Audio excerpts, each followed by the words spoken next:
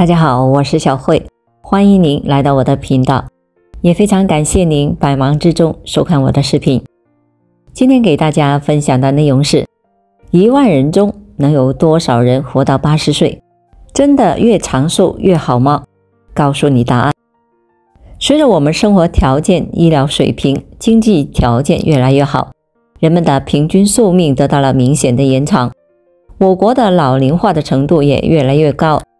根据国家统计局发布的数据显示，我国截止到2022年底，年龄60岁以上的老年人的数量已经超过了 2.8 亿，占我国总人口的 19.8%， 且该数值还在不断的上升中，预计到2035年时将突破4亿人次，这提示着我国将进入了重度老龄化社会。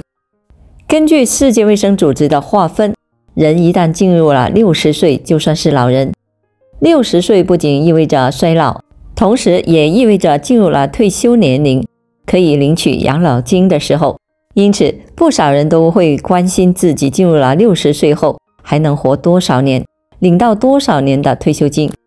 我国人民的平均寿命为77岁，通常我们会将80岁以上的老年人称之为长寿老人。那么在1万人中，到底有多少人可以活到80岁，成为长寿老人呢？即使我们真的活到了80岁了，成为长寿老人了，真的是活的时间越长越好吗？1万人当中有多少人可以活到80岁？真是越长寿越幸福吗？俗话说，人生70古来稀，70岁被很多人认为是一道寿命坎。这种说法其实是有一定道理的。不少老年人一旦进入了70岁，身体机能就会出现急剧下降，一旦生病不久就很有可能就会去世。以色列的学者曾经做过一项研究，研究人员发现70到79岁的老年人平均每月会出现2次的健康问题，而80到89岁、60至69岁两个年龄段的老人健康状况却一样稳定。也就是说，70岁到79岁是一个危险期，而这个阶段的老人的体内的各器官衰老的速度加快，更容易的发生老年病，如三高、动脉硬化等。而过了80岁之后，疾病出现的几率反而会下降，身体机能恢复到之前较良好的状态下。我国曾经公布过可以活到80岁以上的长寿老人所占比例，大约在 30% 左右。也就是说，在1万人当中有3000名老年人可以成为长寿老人，活到80岁。当然，这个数字不是绝对的，它和当地的医疗水平、经济发展是息息相关的。农村地区的长寿老人数量会明显减少，城市地区的长寿老人数量则会更高一些。而像美国、日本这类的发达国家，1万人中能够活到80岁以上的老年人的比例甚至可以达到 40%。 之所以会出现这样的情况，是因为经济越发达，医疗水平越高的地区，可以为人们提供更为优质的养老服务、医疗保障，人们自身对于健康的重视程度也更高，所以才会出现不同地区长寿老人比例不同的情况。相信随着我国经济不断的发展，能够活到80岁的人会越来越多。不过，活得长寿真的是一件好事吗？从正常的角度来看，一个人可以活到80岁，应该是幸福的。他们有更多的时间去享受人生，体验生命，也有更多的时间和家人朋友相处。这也是为什么从古至今，无数帝王将相在追求长生的目的。但是，大量的调查发现，人上了年纪之后，在65到70岁的时候是最快乐的时期。过了这个时期，很多老年人的幸福度反而下降了，甚至有老年人患上了抑郁症。这种特殊的情况引起了人们的关注。其实，老年人幸福度下降涉及到另一个问题，生命质量。虽然我们可以活到80岁，但是人体机能是不断衰退的。一部分活到80岁的老年人饱受慢性疾病的困扰，自理能力也明显下降，甚至需要家人照顾才能够维持生命。这样的长寿对于老年人来说无疑是折磨的，他们失去了自己的尊严，同时还担心自己遭到家人的嫌弃，这种生活已经谈不上生命质量了，只是单纯的活着。而且对于长寿老人来说，不仅要面对自身的疾病问题、失能问题，还要面对越活越孤独这件事。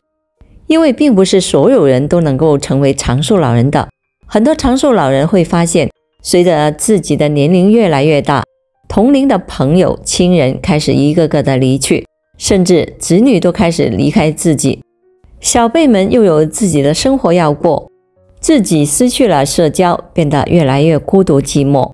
有些老年人因此对生活失去希望。种种问题让老年人在度过65到70岁这个阶段后，幸福度逐渐下降，甚至很多老年人产生了长寿并非一件好事的想法。老年人的自杀率也在所有自杀人群中占比最高。我国70岁以上老年人的自杀率甚至达到了10万人中有 51.5 例。因此，关注老年人的晚年生活质量，成为我们必须要关注的一件事。这里建议大家应遵循下列的这些原则，让老年人可以拥有一个健康幸福的晚年生活。2. 怎么样提高老年人晚年生活质量？应遵循这些原则。1. 避免过度用药。很多老年人上了年纪之后，会患上不少基础疾病，基于对自己健康的担忧，一部分老年人会非常喜欢吃药、吃保健品，还会额外加量服用药物，认为这样做可以让自己的身体变得更好，却不知道这些做法也会给健康带来伤害。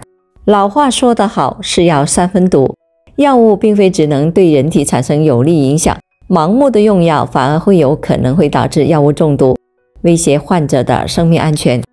即便没有造成直接的生命威胁，药物也需要通过肝脏、肾脏来代谢，过度用药会加重肝肾的负担，损伤肝脏与肾脏，时间久了，患者的免疫能力将受到影响，整个人可能就会出现食欲不振、纳差、乏力、水肿等的多种不适，降低老年朋友的生活质量。2. 定期评估心脑血管疾病、老年痴呆的风险。心脑血管疾病与老年痴呆是老年人最常患的疾病。心脑血管疾病包括脑梗、心梗等多种的疾病，这些疾病一旦的发作，患者就有死亡的风险，即便是抢救回来，也会给患者留下严重的后遗症，让患者的生活无法自理。而老年痴呆更是影响老年人生活质量的重大威胁。它是脑部的退行性病变，会对患者的认知功能、性格以及行为造成影响。早期患者可能会出现健忘的情况，随着疾病的进展，患者甚至会情感淡漠，无法用语言来表达自己的想法，判断力也会出现异常等等，必须有家人的照料才能够正常生活。所以，想要提升老年人晚年的生活质量，应该定期的评估老年朋友的心脑血管疾病、老年痴呆的风险。在发现疾病苗头的时候，就要积极的进行干预，延缓疾病进程。3. 增加老年朋友的社交活动。我们不仅要关注老年人的身体健康，对于老年朋友的心理健康也应该多加的关注。社交是维系老年人心理健康的有效手段之一，这有助于降低老年人患上抑郁症的几率，减少老年人自杀的可能性。我们建议老年朋友学会走出家门，去和同龄人多多交流，参加一些户外的活动。同时，家人也应该增加对老年人的陪伴时间。陪伴是治愈孤独与寂寞最好的良药，有效地提高老年人的幸福感，让老年人在晚年生活中也能够感受到温情与快乐。近些年来，我们的寿命越来越长，但是在长寿的背后也潜藏着很多的问题存在。比如说，长寿老人要面对自己的疾病问题、失能问题，还要面对自己内心的孤独与寂寞。这些问题让长寿变得没有那么快乐，甚至有一部分老年人会选择自杀，以此来逃避长寿。在这种情况下，我们应该更为关注老年人的晚年生活质量。建议各位老年朋友平日里要避开过度的用药，减少药物对人体的损伤，还要坚持定期的评估心脑血管疾病与老年痴呆风险，这2种疾病是很容易让老年人失能。此外，老年朋友还应该增加社交活动，家人也应该学会多多的陪伴老年人，让老年人能够拥有一个充满温情的晚年生活。好了，朋友们，今天所分享的视频内容就到这里了。欢迎大家在评论区分享您的生活经验，也非常感谢您的支持和鼓励。我们下期见。